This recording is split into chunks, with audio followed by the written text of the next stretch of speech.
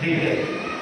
उससे पहले हमारे जो चुनाव अधिकारी हैं 2 पदों की घोषणा उन्होंने की है। बाकी जो नाम है वो भी लिस्ट के पास पहुंच चुकी, लेकिन उन्होंने निर्देश दिया कि मैं घोषणा इसकी नहीं करूंगा, क्योंकि केंद्र के आदेश हैं जब तक हम पूरी कागजी कार्रवाई अपनी जो भी है वो पूरी नहीं करेंगे, हो सकता है उस जिले को की कार्यकारिणी को भी भंग करना पड़ जाए। तो इसमें आपको सिर्फ 2 काम करने हैं। हाथ में ये फॉर्म है, इस फॉर्म में सारी चीजें लिखी हुई हैं। आपने एक तो अपने गांव की जो ग्राम समिति है वो बनानी है। हर गांव से 7 लोग लेने, उनका नाम, उनके पिताजी का नाम, उनका मोबाइल नंबर, आधार कार्ड नंबर, और जिस गांव में जो कार्यकर्ता या अधिकारी जाए निर्वाचन अधिकारी के रूप में अपना नाम, डायरी नंबर और टेलीफोन नंबर। ऐसे ही ब्लॉकों की जितने ब्लॉक आपने गठन किए उनकी पूरी रिपोर्ट गठन। आपको प्रधान नियुक्त किया गया है, क्या कुछ आज का कार्यक्रम था, क्या कुछ आगे क्या रणनीति? सबसे पहले तो आपके सभी दर्शकों को नमस्ते। और भारतीय किसान संघ का हरियाणा प्रदेश का आज रोहतक के अंदर नई अनाज मंडी में अधिवेशन था, जिसमें नई कार्यकारिणी का चुनाव होता है और ये एक सामान्य प्रक्रिया है, हर 3 साल में ये अपनाई जाती है। क्योंकि भारतीय किसान संघ किसानों के लिए, किसानों द्वारा बनाया गया एक गैर राजनीतिक संगठन है जो हमेशा किसानों के हित के लिए प्रयासरत रहता है।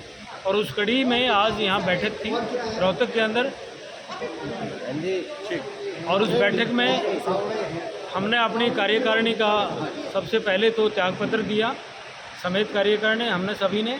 उसके बाद नए अध्यक्ष और महामंत्री का आज गठन हुआ। इसके लिए गठन के लिए हमारे अखिल भारतीय कार्यकारिणी से जो है माननीय भुवन जी आए हुए थे, डबराल जी, उनकी वो चुनाव निर्वाचन अधिकारी थे। और उसके साथ साथ हमारे सुरेंद्र जी संगठन मंत्री थे, वो भी आए हुए थे। और सभी जिलों से, सभी खंडों से हमारे प्रदेश के पदाधिकारी सारे के सारे आए हुए थे जिन्होंने इस चुनाव प्रक्रिया में भाग लिया। आपको प्रधान बनाया है तो क्या आपके मुख्य अभी हमारे को जो नई नियुक्ति मिली है 3 साल के लिए, उसमें मेरा लक्ष्य रहेगा, हमारी पूरी टीम का लक्ष्य रहेगा कि हम अपने संगठन के लिए एक बहुत बड़ा लक्ष्य लेकर चल रहे हैं। जिस तरीके से हमने लक्ष्य लिया है कि हम 5 लाख की सदस्यता तक पहुँचें, संगठन की दृष्टि से एक मजबूत संगठन खड़ा करें ताकि वो किसानों के लिए काम करे और हर आवाज़ उनकी सरकारें सुने। और उसके बाद दूसरा एजेंडा होता है हमारा रचनात्मक कार्य। रचनात्मक कार्य के लिए आज हमने संकल्प लिया है कि प्रदेश के अंदर हम अपना एक कार्यालय बनाएंगे जहाँ पर किसानों को तरह तरह के जो है ना जानकारियाँ दी जाएंगी, उनके लिए गौशालाएँ नियुक्त उनका प्रबंध किया जाएगा ताकि रचनात्मक कार्य में किसान अपना अच्छा कार्य करके अपनी अच्छी खेती के गुण सीख करके अपनी आमदनी बढ़ाएं। और तीसरी बात होती है आंदोलन की। अगर सरकारें हमारी बात नहीं मानेगी तो हम आंदोलन करने से भी नहीं चूकेंगे।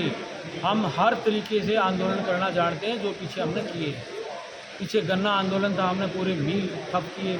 उसके बाद बिजली का आंदोलन था, खंभों का आंदोलन था, हर जगह जहाँ खंभे इकट्ठे थे वहाँ धरने दिए गए। इसी तरीके से हम कहीं भी किसान की आवाज़ उठाने में पीछे नहीं रहेंगे और ना रहे। किसान 13 महीने तक बैठे आंदोलन किया और हमने भी भारत सरकार से मांग की कि भी किसानों के लिए जो MSP जो जिस तरह की बात ये बिल जो आए हैं, इसके अंदर 4 चीज़ें होनी चाहिए।